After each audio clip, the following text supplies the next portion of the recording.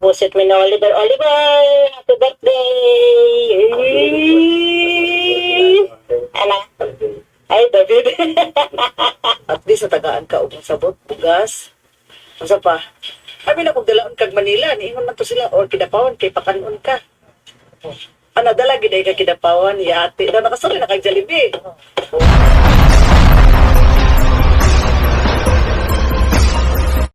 May mangilan-ngilan po tayong nakikita no na nagba-vlog sa ibang mga beneficiary ni Daddy Frank.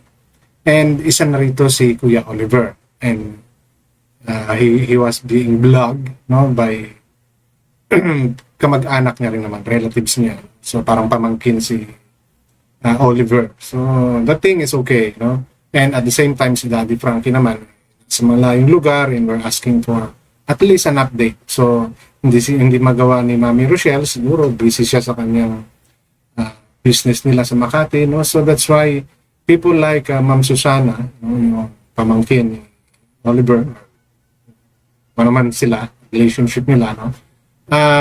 Malaking bagay po yun, nakakatulong. And the other one right now is meron din akong nakitang content na parang si Ombot, no? Parang iba-vlog ng isang netizen, no? Siguro for her Facebook, no? Parang ganon.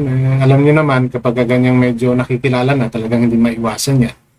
And yan po yung dalawang bagay na lalamanin ng content ko na to. At bibigyan natin ng reaction, no? At babasahin na rin natin yung ilan sa mga comment nila just for us to understand kung ano po yung saloobin ng mga tao nakakapanood ng mga video. But bago po ako magpatuloy, welcome sa aking channel. Kung bago pa lang po kayo sa aking channel, please don't forget to like, share, and subscribe na rin po. And pakihit ng notification bell para maging aware kayo sa aking mga upcoming content. Any comment, suggestion, recommendation, leave it on our comment section. Issue lang po tayo, walang personalan. At lagi po kayong mag-fact check para hindi kayo mapagsabihan fake news. Okay? So, simulan natin dito kay Kuya Oliver, no? Siya po ay may vlog na naman, si Ma'am Susana, and this time, no, the video was taken, I think, August 13, no? So, 2 days ago na ang nakalipas. Simula nang makontent ni aling Nanay Susana, no, si Oliver. And ang caption niya, no, is birthday ni Oliver ngayon. So which means August 13 ang birthday ni Oliver. I'm not too sure, no. Ako po ay nagbabase lamang dito sa sinasabing ito, no. Birthday daw ni Oliver. So hinanap niya para batiin. Okay, so ito yung video kung saan pumunta muna siya sa bahay ni Nanay Adsing. Ayan, same. Pero wala po siya dito. Okay. Balik po ako kila Kuya JJ. Okay, no, diyan, no, nakita ninyo, well, yan lang yung part na pinakita nyo, wala si Oliver. Diba? So, okay, ito yung isa sa mga medyo naging discussion nila before. Diba? So, para mas nagtatambay si Oliver, kanila, Kuya JJ. Wala dyan sa bahay niya. So, we are not also sure ngayon kasi gawa na yung bahay ni Oliver. So, baka nasa bahay ba siya? Baka nasa bahay nila si Oliver kasi alam natin na mayroon na siyang bahay pero we are not sure yet kung may kuryente na. Remember, simula nung iniwanan ni Daddy Frankie sila, may binigay ni pera si Daddy Frankie para sa pagpapakabit ng kuryente ni Oliver. But dito, nung pumunta siya, kanila JJ, Dito nga po pala siya. Nakaduyan siya, oh. so nanduroon siya sa bahay ni Kuya Oliver. Doon siya nakatambay. And maybe, no, after we heard before na tinatanggal doon ni Kuya JJ, no, sabi ni Nanay Adsing, no, yung duyan, pag nanduroon si Oliver sa bahay nila JJ, no, so tinatanggal daw. But here, ito ay maybe hindi alam ni Nanay Adsing na may ganitong vlog, itong si Nanay Susana. So nakita natin ngayon na si Oliver ay nagtatambay kanila JJ at doon nagduduyan. So, may mga nagsasabi nga na mas relax, no, si Oliver kapag nandun kanila JJ. Okay, so ito po yung isa sa pruweba na nagtatambay nga si Kuya Oliver doon sa bahay ni Kuya JJ at hinahayaang magduyan. No? So, we are not sure if this, for me, no, if this is October 13, so everything na settle ni Daddy Frankie yun, yung differences nitong magkapatid na to. And ito, nilinaw. Diba? So, ang sabi kasi ni Nanay Ansing, pinatanggal ni Kuya JJ yung duyan kasi nagtatambay nga si Oliver doon sa bahay niya instead doon sa pinagawang bahay ni Oliver. Pero understandable naman, wala namang kuryente pa doon. Diba? So, hindi rin siya mawiwili. So, anytime naman, yung duyan na yan, pwedeng ilipat doon sa bahay ni Oliver. But the problem right now is we are not sure kung may kuryente na ba yung bahay ni Oliver. No? So, that's why nakikita natin siya dito kay Kuya JJ. Pusit mo na Oliver. Oliver! Happy birthday! Ano? Ay, David.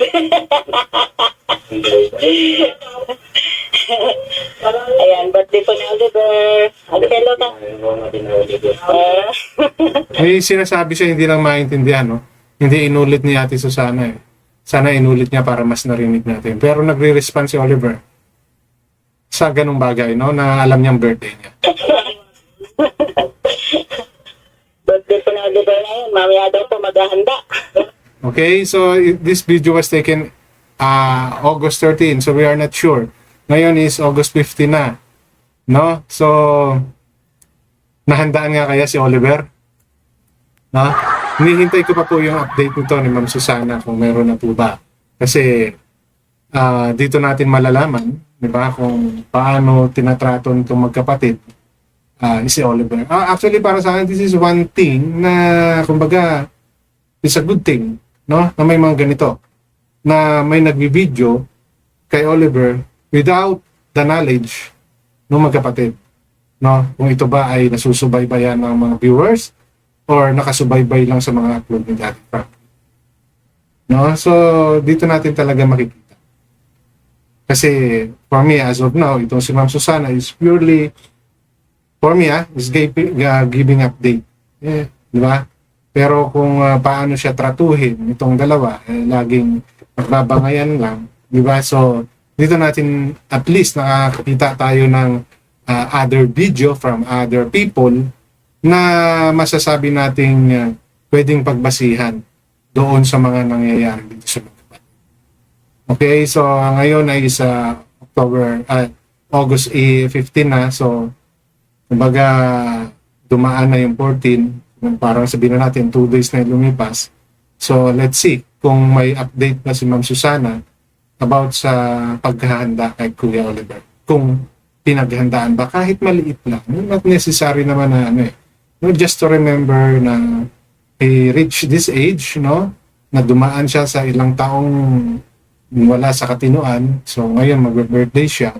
Diba? So, kahit konti lang, no? Kumbaga bagong buhay, bagong pag-asa.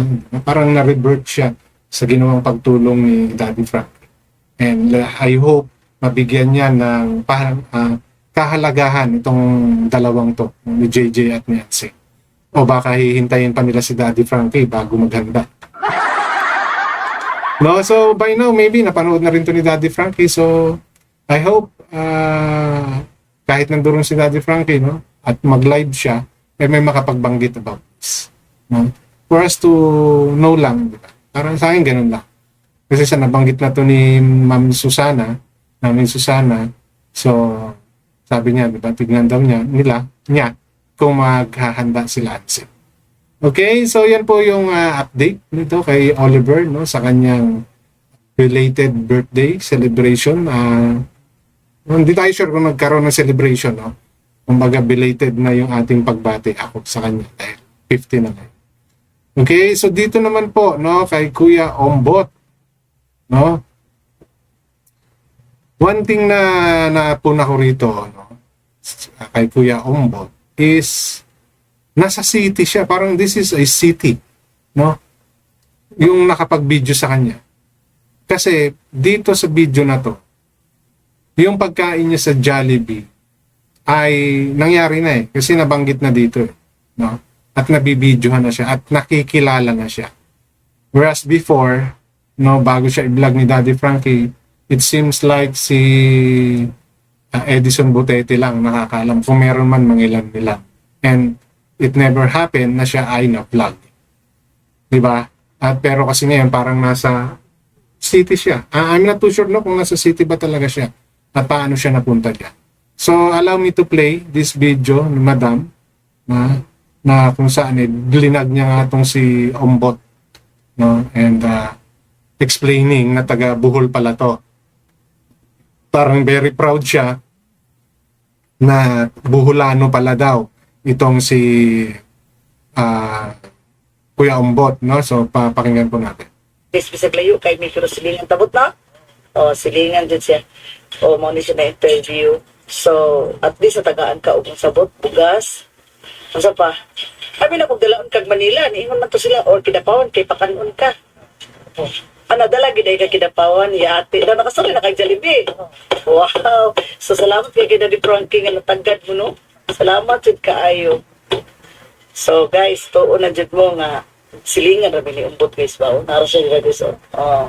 So ako gid siya gito yung video guys kay natabangan din siya ni Daddy Frankie guys. Oh. Kung yan nakita ninyo itong iyang video guys nga isakay siya sa Carabao guys. Ang Carabao nilingkod guys. Ulitan niya lubot guys ang ikog. O inanak na si Umbot guys. Taga Pumulan ng taga Pagpatong siya. Thank you for watching. Mission na So, yun yung video ni ate, no? Na nakita niya si Ombot. So, I'm not sure of the words, no? Kasi Bisaya nga ang ano niya. But for me, the whole story is about very proud siya na kababayan niya is taga Bohol pala, no? And na-feature siya ni Daddy Frankie, natulungan siya ni Daddy Frankie, no, nadala sa Jollibee, diba, na first time nangyari kay Umbot. So, masaya siya. But there are some who commented na parang ang dating napansin lang si Ombot ngayong sikat na siya. Well, normal po yan. No? Normal po yan sa mga ganitong mga sitwasyon. Okay? Ang mahalaga po rito ay may nakaka-recognize sa kanya. Kasi alam naman natin na hindi talaga maalalayan ni Daddy Frankie habang buhay si Ombot dahil isang buwan lang si Daddy Frankie doon sa lugar nila. Di ba? So, yung may mga taong makakakilala, makaka-recognize sa kanya, is malaking bagay po yun para na-extend po yung tulong. Alam naman natin na tinutulungan siya ng Daddy Frankie, but paano kung nasa Maynila na si Daddy Frankie o nasa Pangasinan na siya? Diba? I know the concern of others na sumasakay lang sa kasikatan ni Kuya Ombot. Diba? No, okay po yun. Totoo po yun. Marami po talagang sumasakay ngayon sa kasikatan ni Kuya Ombot dahil isa siya sa ngayon sa talagang nabigyan ng pansin ni Daddy Frankie, some other beneficiary niya, no? Pero sana po, wag po natin isipin na kung nagamit man si Kuya Ombot, no? At the same time naman kasi, na-expose si Kuya Ombot. Mas dumadami yung nakakilala sa kanya. Oo, sabihin na natin kay Daddy Frankie palang kilalang siya. Correct, totoo yan. Talaga si Daddy Frankie yung nagpakilala sa kanya sa atin. Ang ano na lang dito is nang dahil nga kay Daddy Frankie mas lalawak, mas dadami. Ngayon sa sitwasyon na to nakita ni ate to, let's say the sole purpose of this video is to earn something from Meta, no? Hindi po natin alam, malay nyo balikan si Ombot, taputan kahit papano, mga ganun po ba, diba? So wag po natin medyo masamay. It's good na sinisita natin, no? But hayaan lang po natin. Especially nga, katulad ng sinasabi ko, hindi naman forever na nandiyan si Daddy Frankie. Yes, magpapaabot ng tulong yan kay Butete, no? If there are sponsors na magbibigay. No? Kung sakaling nasa Pangasinan na si Daddy Frankie, pwede niyang ipaabot yun through Edison Butete. No? Now, if ever si Daddy Frankie, walang maipaabot, may mga taga-lugar na Manila, like that, no? So parang it seems like si ate is buhulana, so buhulano si Kuya Umbot. We don't know. Di ba? Baka mabigyan ng tulong ni ate. No? So wag po natin medyo masamain. Okay? But hindi po ibig sabihin na hindi nyo rin po sisitahin, hindi rin po natin sisitahin. It's good, no? We always need to recognize yung effort ni Daddy Frank. But as we recognize the effort of Team Daddy Frankie, no? Pakiramdaman din natin yung mga tao katulad nitong si ate. Nagwa-vlog, no? Kasi normal po yan, kahit sino po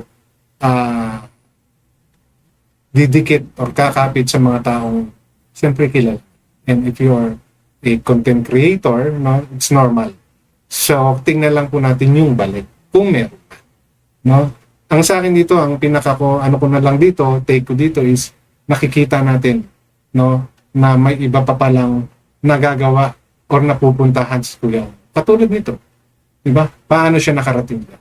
So, yan yung question ko kay Ate. Paano niya nakita dyan sa Kuya? No? Kung hindi to AI, parang si AI. Diba? And it seems like parang nandiyaran siya sa lugar na may nag-aayos.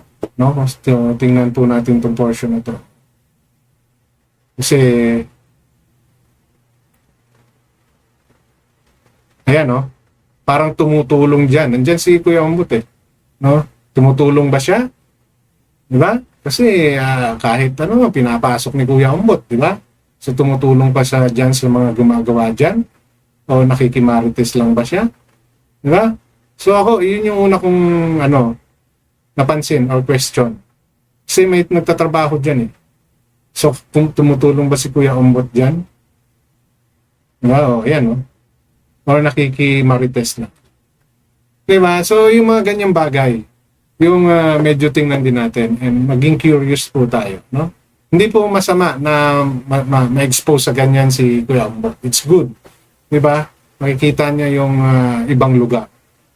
Diba? So, is it ngayon lang siya talaga nagkaroon ng ganitong exposure after matulungan ni Daddy Frankie? So, these are few things that we need to understand also. Hindi ko sinasabing hindi maganda yan. It's a good sign, no, na lumalawak yung na napapasyalan o napupuntahan ng Kuya Umbot. Diba? So, huwag po tayong masyadong maging mapusok, marahas sa mga sinasabi na. Same thing kay Nanay Yatsing. Kasi ayan, ngayon, ipasalamat po natin na may mga katulad naman ni Nanay Susana na nagva-vlog, no, na nagkakaroon tayo ng other ideas, no, sa kung ano talaga at kung paano tinatrato si Kuya Umbot. Okay, so yun lang po yung gusto kong i-share sa content ko na to, and always po matuto kayong mag-fact check pa rin. Sabihang fake news. Hanggang dito na lamang. Maraming salamat.